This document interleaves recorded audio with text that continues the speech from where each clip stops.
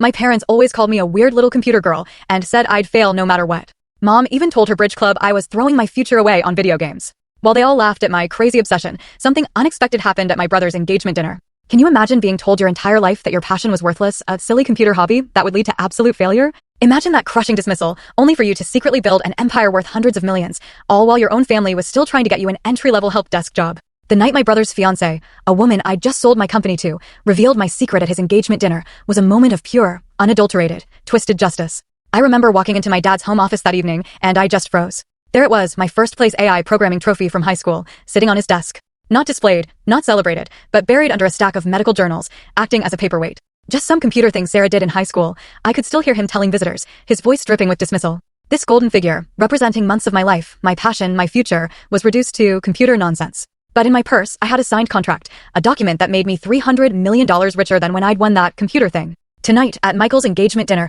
they were finally going to learn exactly what that paperweight was truly worth. The rage that had been simmering in my chest for 6 long years, every condescending comment, every dismissive gesture, every moment they'd made me feel utterly worthless, it all crystallized into something pure and focused. Tonight, the underachieving daughter, the weird little computer girl, was about to become the ghost genius who had revolutionized an entire industry. I carefully lifted the trophy, feeling its familiar weight, the inscription still gleaming. First place Illinois State AI Programming Competition. Sarah Johnson. The same Sarah Johnson whose signature now graced a $300 million acquisition agreement. How many times had I imagined this moment? How many sleepless nights had I spent dreaming of the day they'd finally understand what they'd tried so hard to destroy? The trophy felt warm in my hands, as if it had been waiting all these years for vindication. I set it gently on the corner of Dad's desk, no longer hidden, but standing proud and visible. Let him explain that to his next visitor. My hand trembled as I reached for the pen. $300 million. The number stared back at me from the acquisition agreement spread across the mahogany conference table. Around me, 12 executives in tailored suits waited in respectful silence.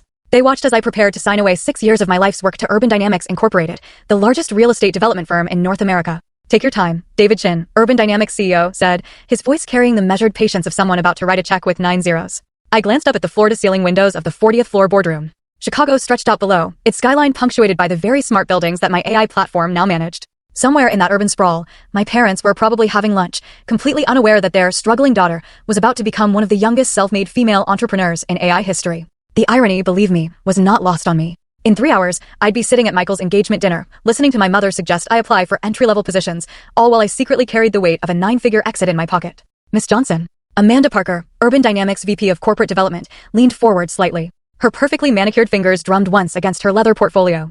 Full story on channel, link below. Watch what happened next.